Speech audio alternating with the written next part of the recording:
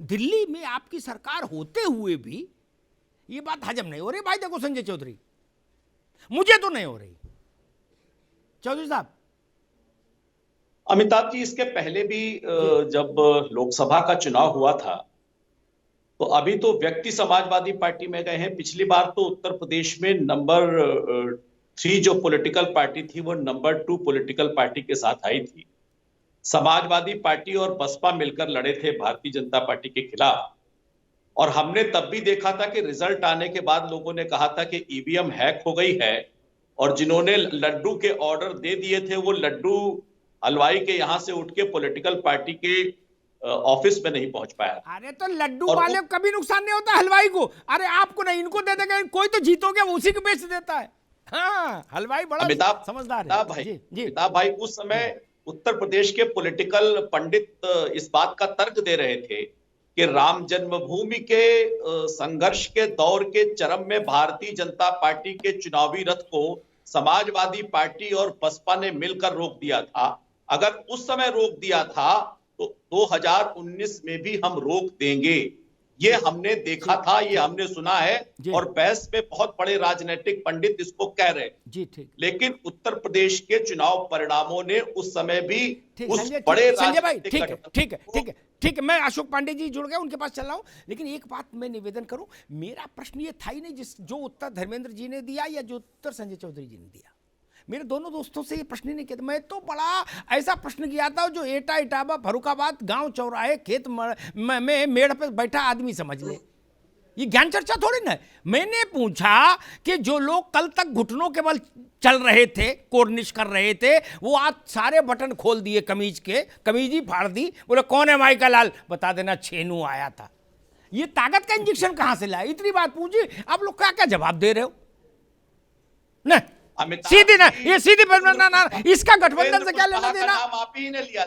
उपेंद्र कुशवाहा का उदाहरण सामने है। उपेंद्र कुशवाहा ने भी बिहार में यही किया था, केंद्र के मंत्रिमंडल से इस्तीफा दे दिया था, और उन्होंने भी जाना था कि केंद्र में भाजपा की सरकार है। तो और वही कह रहा हूं, उपेंद्र कुशवाहा में आज भी तेवर है।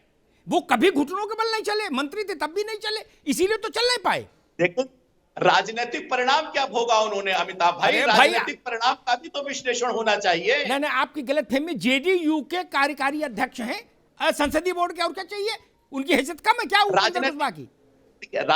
चुनाव तो वो हारे ना, केंद्रीय मंत्री इस्तीफा देके गया और चुनाव हार गया। आप उपेंद्र कुशवाहा को मुख्यमंत्री तो बना नहीं सकते थे, तो और उससे ज्यादा उनको मिलता क्या? जितना मिल रहा वो सर्वोच्च है।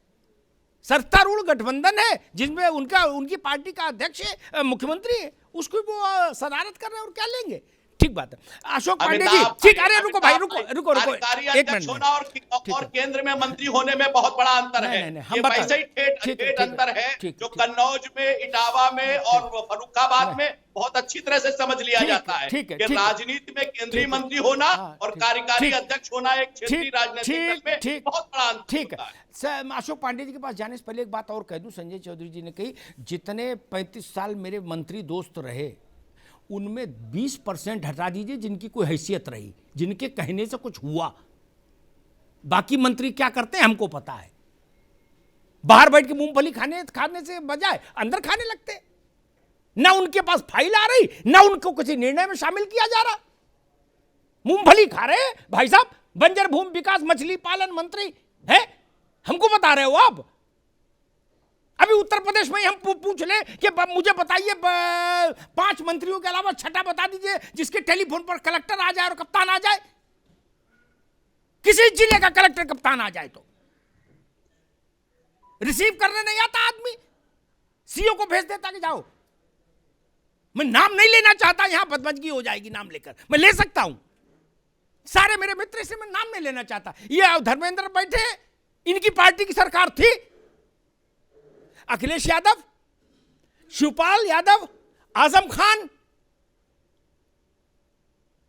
और 2 लोग बाहर थे, नेताजी और रामगोपाल यादव। इनके अलावा, रुक जा भाई, इनके अलावा कानपुर का एसपी, बनारस का एसएसपी, किसी और की बात सुनने के लिए बाध्य नहीं था ना। मंत्री तो वहां भी 100 थे, और केंद्र में भी बहुत सारे मंत्री रहते हैं, हमने उनकी भी व्यथा सुनी। इसलिए मंत्री होना नहीं, केंद्र में उन 5 मंत्रियों में अगर आप हैं तब तो मंत्री होना सौभाग्य मित्र,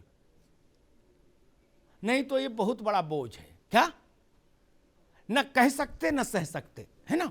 ये सच्चाई है, हर राज्य की सच्चाई है। किसी राज्य में 5 से ज्यादा मंत्री ऐसे नहीं जिनकी हैसियत हो, जो हाथ पक जिनसे पास कार्यकर्ता जाए तो समाधान लेके लौटे। क्या लोग बताते नहीं आके कि भैया गए थे फलाने सेंट्रल स्कूल में एडमिशन के लिए, 3 बार गए, वो हो नहीं पाया। मंत्री जी कोशिश तो बहुत किए लेकिन हो ही नहीं। बताते हैं आके मुझको। इसलिए मित्र ऐसी बात नहीं कहो। अशोक पांडे जी, मैं ये समझना चाह रहा हूं, 2 बड़ी घटनाएं हुई।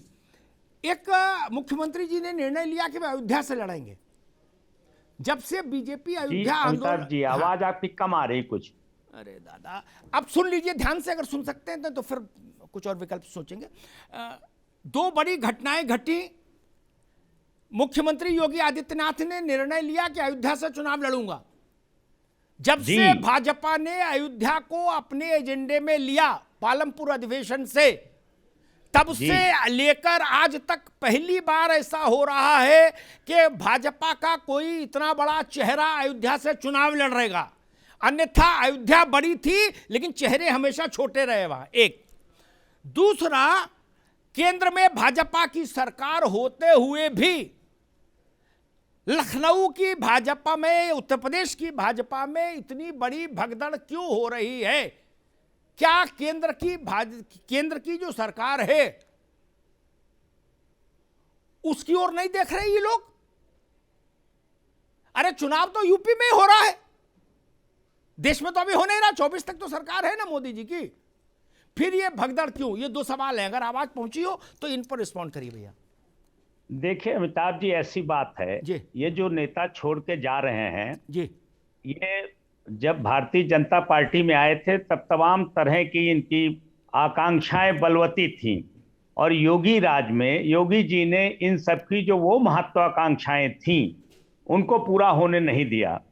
इसमें कोई दो राय नहीं है कि मुख्यमंत्री योगी का व्यवहार राजनीतिक तौर पर, जो लोग व्यवहार नेताओं के साथ है उनका, वो आज के समय में लोग राजनीति में चाहते नहीं हैं। लेकिन योगी की यही सख्ती जो उन्होंने चाहे माफिया राज मिटाने, गुंडों को मिटाने के लिए की हो, उनको धमकाने के लिए की हो, या सुशासन देने के लिए की हो, और वही उन्होंने राजनीतिक शुचिता के लिए अपने मंत्रियों के बीच भी वही बात कही जो इन लोगों को हजम नहीं हुई। आज इन नेताओं से किसी तरह की इनकी नियत, चरित्र, नीति, निष्ठा की उम्मीद करना बेमानी है। दूसरा सवाल यह है कि दिल्ली में आपने कहा कि बीजेपी की ही सरकार है। ये जैसे अखबारों में आप कर देख रहे हैं, टीवी चल रहा है, लोग मौसम विज्ञानी, इनको लग रहा है कि समाजवादी पार्टी की सरकार बन रही, इसलिए जो है यहाँ असली बातें है, इनमें मैक्सिमम के टिकट बीजेपी देने वाली ही नहीं थी। जो 60-65 विधायकों के टिकट कटने की उम्मीद है उनमें ये छोड़कर जाने वाले भी शामिल थे। एक तो इस बात का डर।